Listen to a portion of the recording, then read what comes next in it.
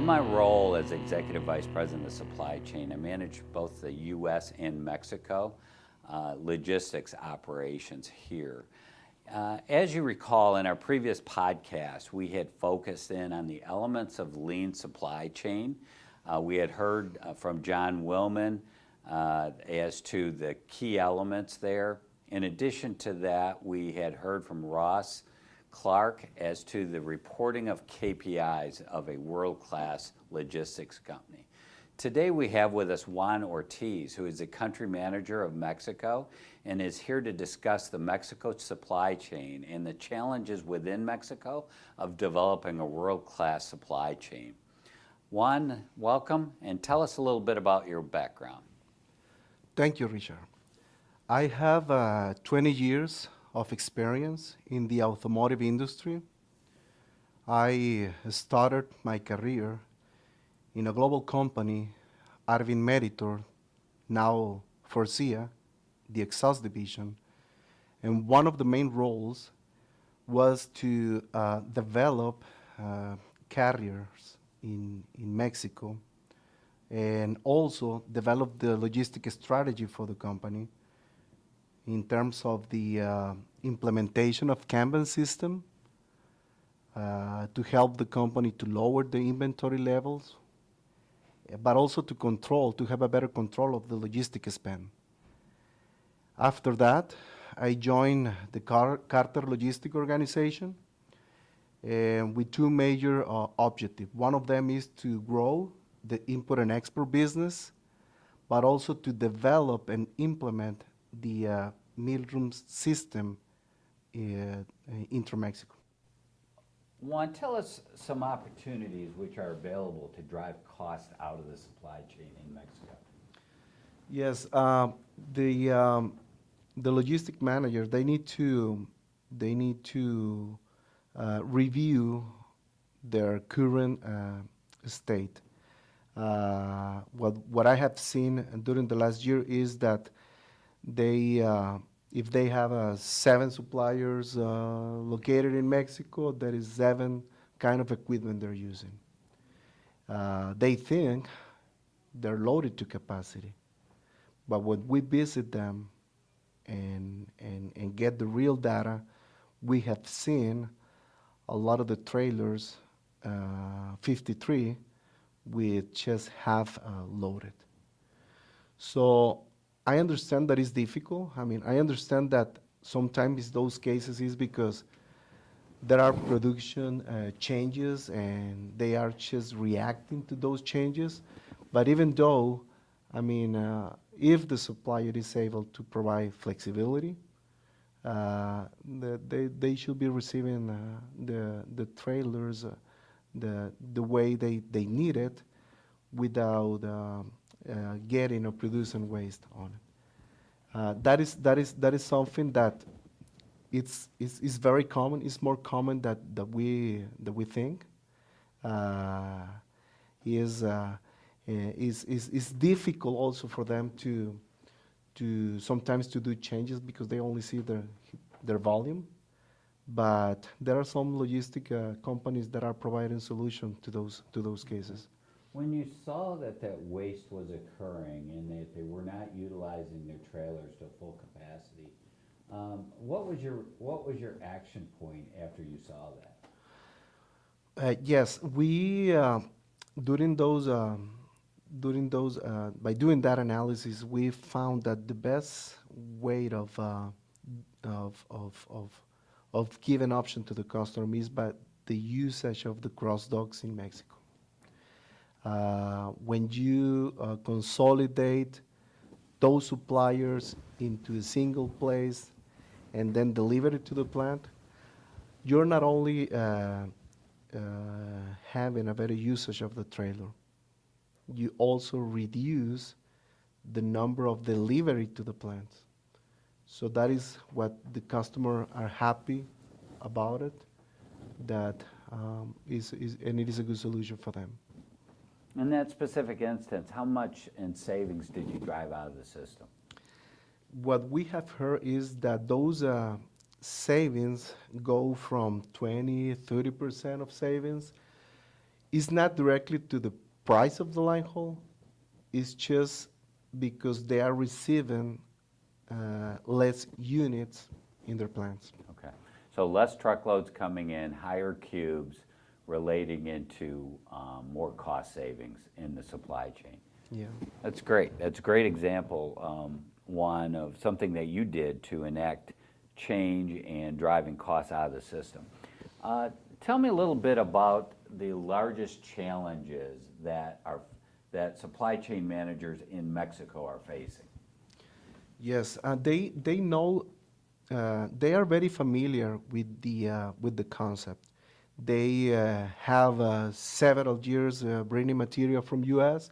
They consolidate it, they send it to Laredo, and they cross into Mexico. So they know the concept. But when they try to implement those initiatives in Mexico, is where they struggle. They struggle finding a carrier that can help them to run and to build the routes according to their needs. They face a lot of challenges with their supplier, trying to make them meet their shipping window time. It is something that the tier two are not used to do that. The other is it's complicated to increase the frequency when you only consider the volume that you have. So you need to ask your logistic provider what other options what other options they have in order to make synergies with the volume for the same industrial park of the same areas in order to provide you flexibility and move the material the right way. Okay. So if I'm looking at selecting a logistics provider in Mexico, what do you think the key components are in that evaluation? Yes. First of all, I will see. I will ask myself if the logistic company have a department that can do re-engineering. So changes will happen. It will continue to happen. But how do I make those changes not affect my logistic spend? So the logistic company should provide flexibility to manage those changes. The second one is that is the logistic company using a TMS system?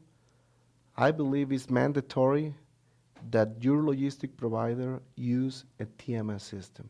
It's going to help you to have more accurate data, more detailed information, so you can build a better logistic strategy for the company. Another question will be how much expertise the logistic provider has in the automotive industry. So he can understand that your challenges and the knowledge that you have, I mean, that they understand your language and they can give you and provide solutions, innovative solution to your company. And another one is talking about the infrastructure. Is the logistic provider, do they have cross-dock infrastructure in Mexico? Most of them, they use warehouse with a couple of docks, but just a few has really cross-dock with all the technology involved to control the in and out of the material, and that you have visibility of, obviously. Okay. Of it. So as a supply chain manager down in Mexico, I want to ask, let's say 4 or 5 questions, how to evaluate how advanced I am in my supply chain. What questions would you ask to that supply chain manager regarding their supply chain? Yes, one of them will be how training is my people in those concepts. How much support does the logistic department receive from the purchasing or the corporate office. The third one is how accurate is the information that I have as a company. How do I challenge the logistic provider if I don't know what is happening in my company? I don't know in detail the way I'm requesting the material, the frequency, if it's stackable, not stackable. Those kind of information, those kind of detailed information, obviously is going to help the logistic provider to give you a better solution. Those are the main questions I will make myself if I were a logistic manager. Okay. Well, you've been a wealth of information this afternoon, Juan. I guess what I'd like to do is leave this podcast with your contact information in case anybody that is listening to this podcast wants to reach out and get a hold of you. Could you give them your email address?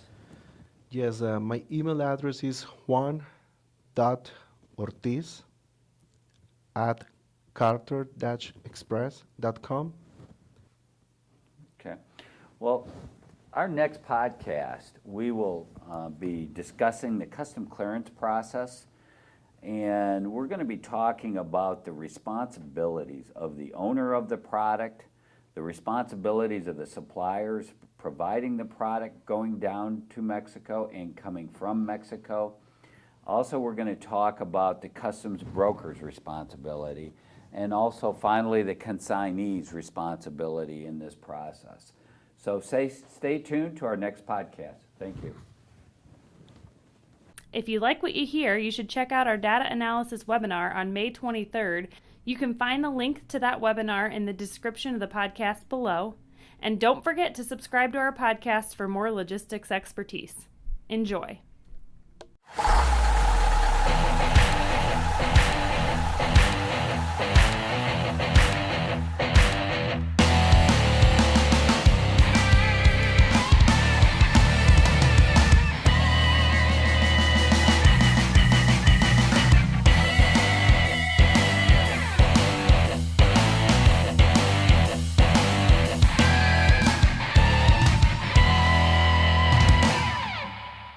Thank you for listening to the Wheels in Motion podcast. If you have any questions or requests for an upcoming episode, please email us at marketing@carter-express.com. Special thanks to Carter Express and Carter Logistics. Music for this podcast was composed by Phil Larson. Check him out at phillarson.net.